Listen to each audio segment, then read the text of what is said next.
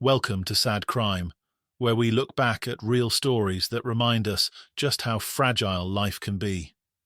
Today, we're in Dunwoody, Georgia, a quiet, affluent suburb just outside Atlanta. It was November 2010, a time when the neighborhood was alive with school traffic, busy parents, and the everyday rhythm of family life. Rusty and Andrea Sneiderman were part of that picture. They were young professionals, parents of two small children, and like many others in the community, they were working hard to build the future they had always dreamed of. But beneath the surface of this seemingly ordinary suburban life, a chain of events was about to unfold, events that no one in Dunwoody could ever have anticipated. Both Andrea and Rusty were born in the state of Ohio, but they first met in Indiana. Andrea Greenberg was born on the 25th of October 1975 in Cleveland, Ohio. She grew up in a Jewish family and later moved to Georgia. She met her future husband, Russell "Rusty" Sneiderman, at Indiana University through their involvement with Hillel, the Jewish student organization. She had a brother, Todd Greenberg, who played an important role in her early life. They shared many experiences together, such as attending summer camp, and this connection indirectly led her to meet Rusty. The Greenbergs were financially comfortable, respected in their community, and their faith was an important part of family life. Andrea was very close to her family and was described as a model child, quiet, intelligent, and diligent in her studies. She had a natural talent for mathematics, with a strong analytical mind. Although well-liked, she wasn't the life of the party, preferring to stay close to her own circle of friends.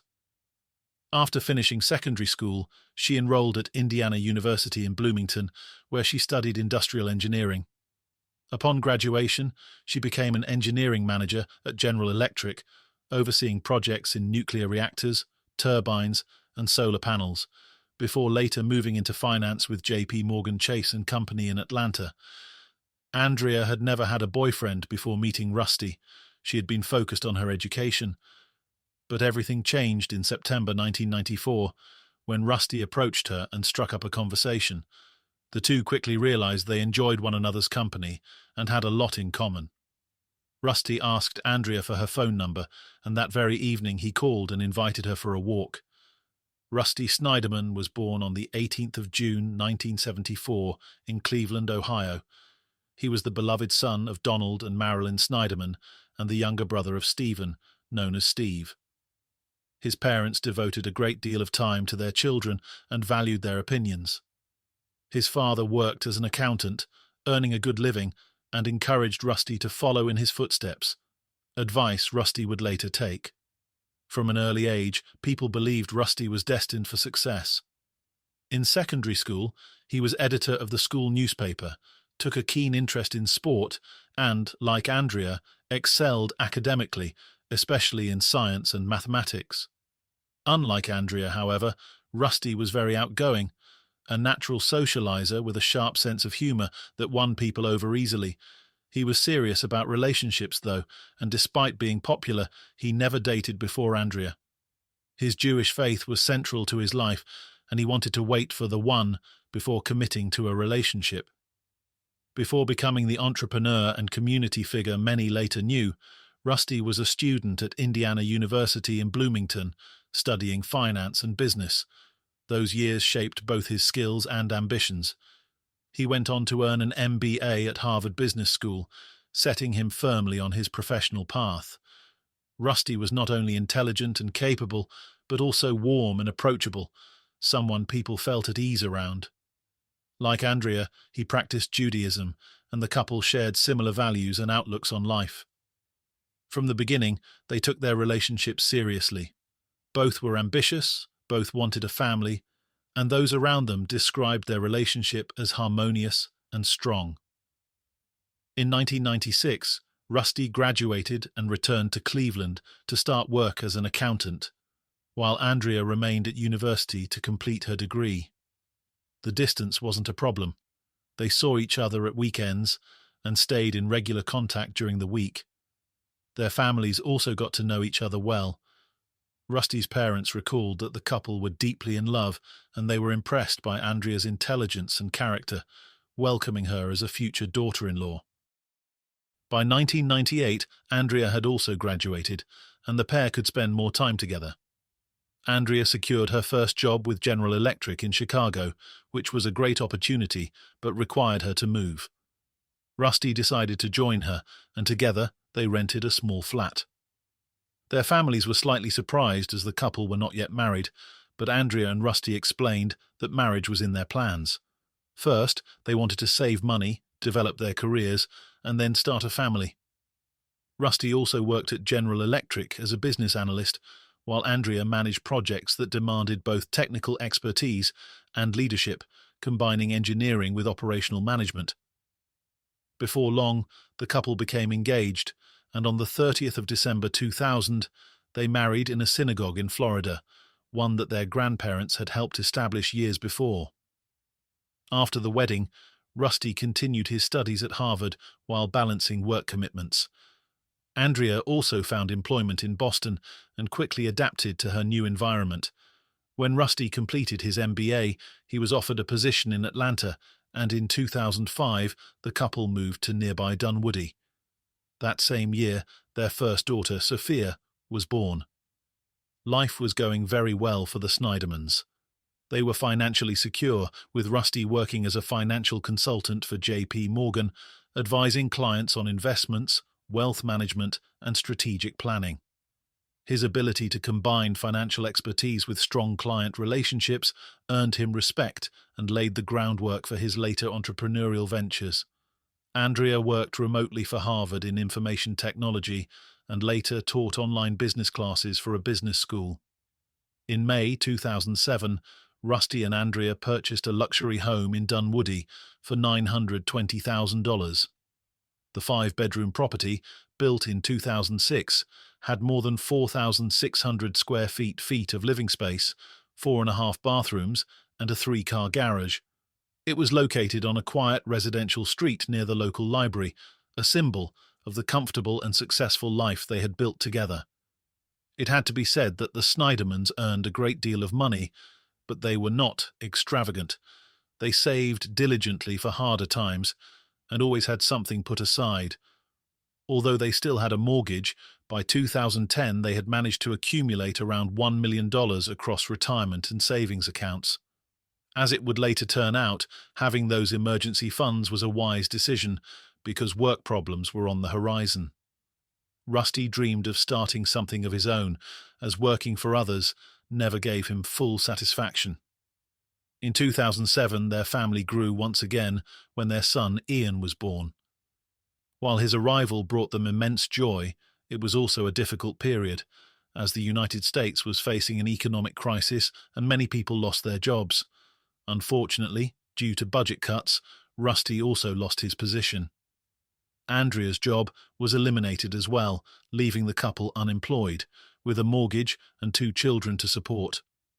Fortunately, they had savings to fall back on, though nobody wanted to live on savings alone. The situation was tense, but they didn't give in to despair. Instead, they both actively looked for new opportunities. Andrea understood that in the world of business, connections mattered. When she discovered that one of the women in her book club was married to a senior manager at an energy company, she decided to make use of the situation. Through that connection, Andrea secured a position as quality systems manager at the company. The pay was very good, though it meant she spent a great deal of time at work. Meanwhile, Rusty took on the household duties, caring for the children while continuing to search for a business venture in which he could invest. He even came up with an idea that greatly appealed to him, a voicemail system featuring the voices of celebrities. Instead of a standard recorded message, callers would hear a famous voice when they could not get through. The year 2010 proved challenging for the couple. Andrea was working long hours and travelled once a month on business trips, while Rusty managed the home, cared for the children, and worked on his new business plan. Tensions began to arise between them, yet they were still seen as a strong and compatible couple. It seemed to be nothing more than the ordinary strains every relationship experienced. Sadly, everything changed on the 18th of November 2010. The day began like any other. Andrea started work at 8 a.m., dropping her daughter off at nursery on the way. Rusty got up a little later and by 9 a.m. was dropping their son off at daycare. That day he was in good spirits, looking forward to an 11:30 a.m. meeting with a potential business partner. But that meeting would never take place. Just before 9 a.m., Rusty pulled into the daycare car park. Unbeknown to him, a silver minivan had been following him the entire way. After walking his son inside, Rusty was returning to his vehicle when he was approached by a bearded man in a hoodie who stepped out of the van. The car park appeared almost empty, apart from the two of them. No one knew what words were exchanged, but the stranger was holding a gun. He aimed at Rusty and pulled the trigger 4 times. The gunshots immediately drew attention. Witnesses later described seeing a man with a fake beard near the daycare before the shooting. Right after the attack, the assailant fled in the silver minivan, speeding away as staff and bystanders rushed to help Rusty and protect the children inside. Emergency services were called, and an ambulance arrived swiftly, but it was already too late for Rusty. Police arrived shortly after, and word was quickly relayed to his wife. Andrea hurried to the scene, distraught and screaming, almost impossible to console.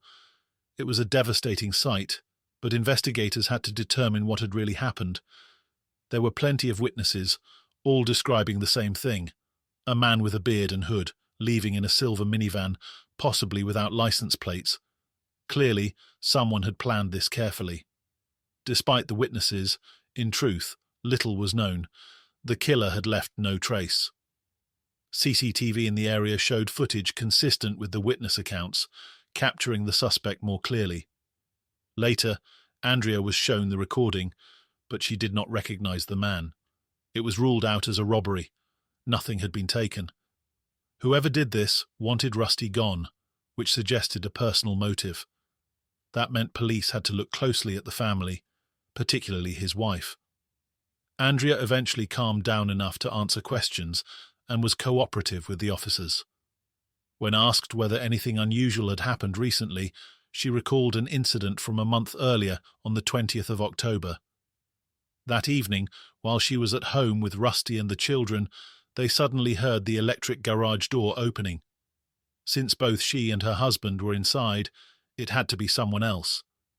Fearing an attempted break-in, they immediately rang the emergency services. Police arrived quickly, but found no one, and nothing was missing. They assumed it might have been a mechanical fault with the door. Roughly 3 weeks later, another disturbing event occurred, this time involving Rusty himself. One morning, as he prepared to take his son to daycare, he noticed the smell of gas. He checked the cooker, but everything was fine, so he went into the garage where the main valve was located. There, he saw a stranger lying beneath the gas meter. Startled, Rusty asked, "Are you all right?" The man said nothing, stood up, and began to leave. Rusty asked what he was doing there, but the stranger bolted out of the garage, heading decisively in one direction. To the right, there were thick bushes that would have blocked an escape, so it was odd that the man knew exactly which way to go. It suggested he was familiar with the layout of the property. Rusty tried to catch him, but failed, later reporting the incident to the police. When police and fire services arrived, they confirmed that gas was indeed leaking, but firefighters concluded it was due to an old meter rather than deliberate tampering. Still, it was a deeply unsettling incident. Rusty described the man as a tall Latino.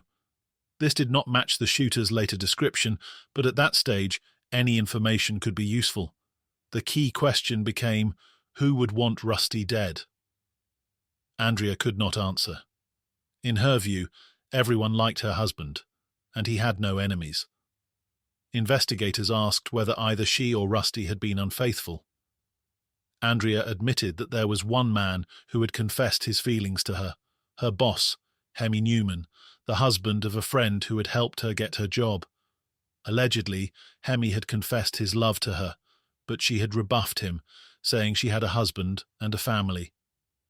Apparently, her boss accepted this, and they continued to maintain only a friendship. When police wanted to question Andrea about this man, she quickly changed the subject. suggesting that they should focus on the man connected to the gas incidents, as he was more likely to be involved in her husband's death. Indeed, that proved to be the case. Investigators began looking into the man linked to the gas events. It turned out that Andrea had spoken the truth. There had been 2 emergency calls from their house in the space of a month. Although the description of the man in the garage didn't entirely match the shooter, investigators attempted to piece the 2 events together. They also scrutinized Rusty's business dealings, hoping to find a motive there. However, after a thorough examination, they concluded that no one in his business circle had any reason to harm him. That lead turned out to be a dead end. It was then that investigators remembered Andrea's boss, Hemi Newman, who had confessed his feelings to her. Initially, Hemi Newman had not been considered a primary suspect in Rusty Sneiderman's murder. The first investigation did not account for the possibility that Newman, Andrea's employer, might be involved in the crime. His potential motive and his relationship with Andrea were overlooked, which later proved crucial to solving the case. Hemi Newman was first questioned by police on the 4th of January 2011, around 7 weeks after Rusty's murder. It quickly became apparent that he fit the description of the suspect perfectly. While he did not usually drive a silver minivan, investigators discovered that his own car had been in the workshop on the day of Rusty's death, and he had borrowed a silver minivan for the repair period. Police relied not only on witness descriptions, but also on CCTV footage, which supported their suspicions. That same day, Newman was arrested and charged.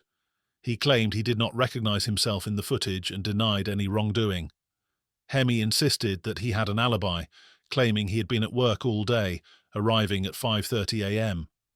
Cameras confirmed he had arrived at that time, but he left the building before 8 a.m. and did not return until 11 a.m., the perfect window in which the crime could have been committed. It was also revealed that in October 2010, a month before the murder, Newman had purchased a firearm identical to the one used to shoot Rusty. Unfortunately, the weapon was never recovered. The question remained, what was his motive? Contrary to what Andrea had claimed, much evidence suggested that she had not actually rejected him. During the investigation, authorities discovered that Andrea Sneiderman and Hemi Newman exchanged a large number of text messages, emails, and phone calls. Despite Andrea repeatedly denying any affair with Newman, evidence showed intense communication between them, with approximately 1,500 calls and texts over several weeks leading up to the murder. Some of the messages presented in court included, Hemi to Andrea, "Marry me." Andrea in reply, email, "Desire versus reality is a world I'm trying to ignore because I have to." These messages suggested a deeper relationship than Andrea initially admitted. Investigators also found that Andrea had deleted call logs and text messages from her phone on the day of the murder, implying an attempt to hide evidence of her contact with Newman. These communications became key evidence in the case, ultimately resulting in Andrea Sneiderman being convicted of 4 charges: giving false statements, hindering prosecution, concealing evidence, and filing false reports. Andrea maintained throughout that nothing had occurred between them, but even colleagues had a different view, as did Hemi's wife, who reportedly discovered the affair. The couple had been legally separated since October 2010, just a month before the shooting. Ariella, Hemi's wife, cited adultery and cruel treatment, both mental and physical, as reasons for the divorce. She also sought alimony and custody of their minor daughter. Andrea and Hemi had spent a great deal of time together and kept constant contact, even though they had only known each other for about a year. In the office, they were said to appear very close. This was further reinforced by business trips. During Hemi Newman's trial, it was revealed that Andrea and Newman had shared a hotel room with one bed.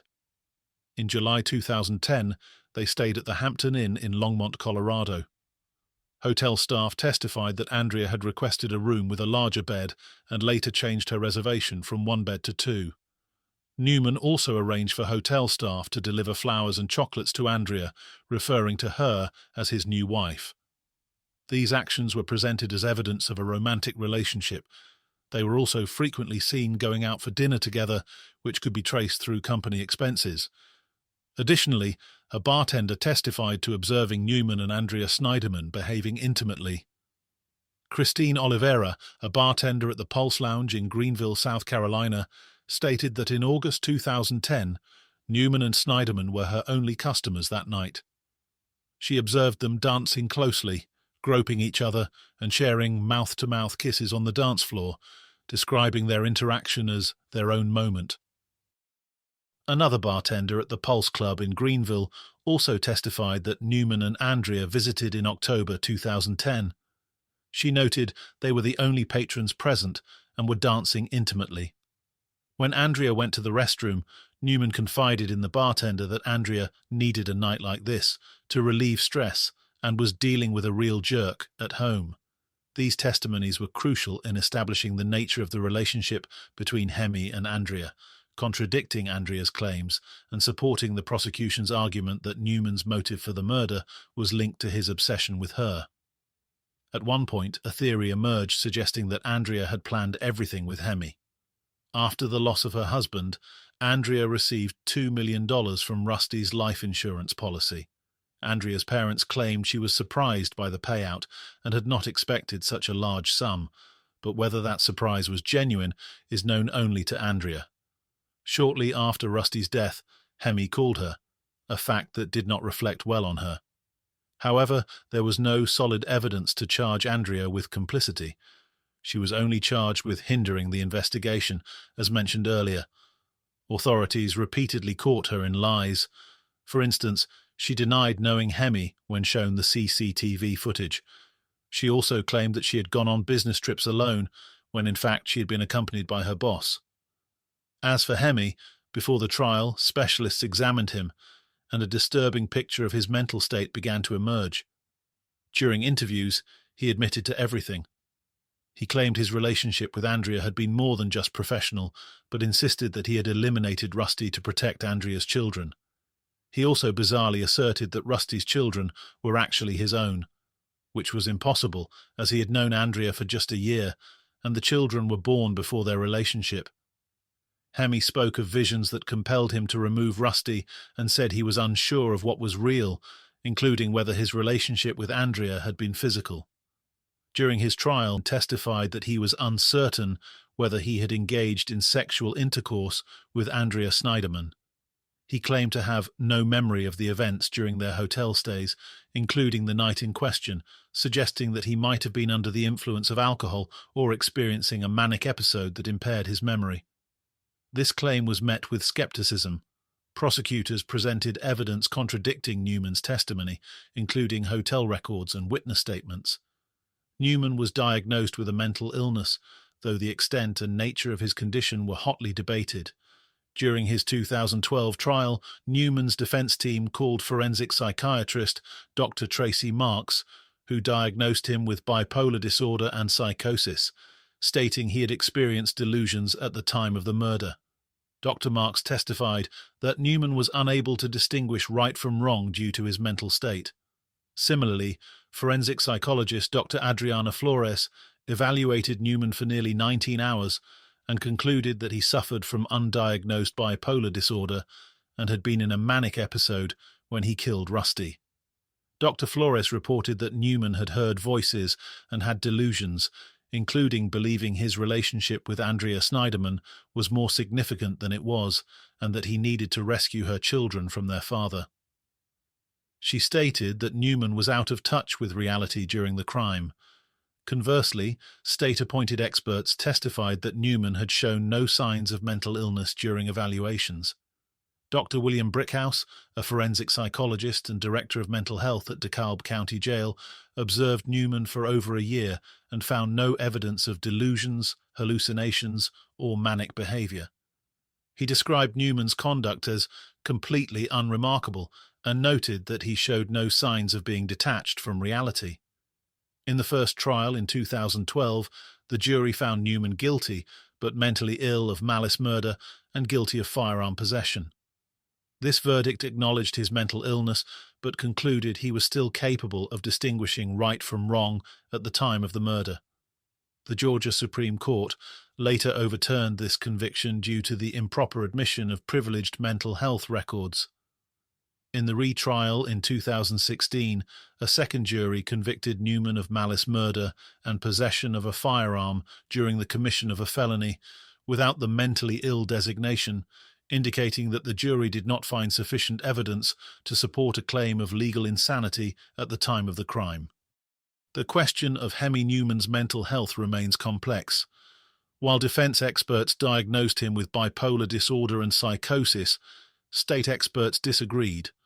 Ultimately, Newman was convicted of malice murder and possession of a firearm during a felony and sentenced to life imprisonment without the possibility of parole. Andrea Sneiderman, meanwhile, faced legal consequences for her role in the events surrounding her husband's death. She was convicted on 4 counts: giving false statements, hindering prosecution, concealing evidence, and filing false reports, and sentenced to 5 years in prison, with eligibility for early release after serving part of her term. Hemi Newman remains incarcerated at Augusta State Medical Prison in Georgia. Despite multiple appeals, his conviction has been upheld, and he continues to seek a new trial. Andrea Sneiderman was released in June 2014 after serving approximately 22 months. Credit for time served and house arrest reduced her sentence to roughly 4 years in total. As of 2025, Rusty and Andrea Sneiderman's children, a boy and a girl, are adults. Following their father's murder and their mother's incarceration, they were primarily cared for by Andrea's parents. In 2012, Andrea's in-laws filed for custody, but the case was settled privately. Why were you protecting the defendant? I was not. Why didn't you mention his name? Have you seen what's happened to my life? Rusty Sneiderman was taken from this world far too soon, at just 36 years old. He left behind his 2 young children, Sophia, 6, and Ian, 3, who had been the light of his life. Friends and family remember him as a devoted father, a loving husband, and a man who brought warmth and joy wherever he went. Though his life was tragically cut short, his love endures in his children and in the memories of all who knew him. Rusty's story is a somber reminder of how precious life is, and of the enduring impact one person can have. Rest in peace, Rusty. Thank you for listening to this story. If you want to support my channel, please press like or hit the hype button. Until next time, take care of yourselves.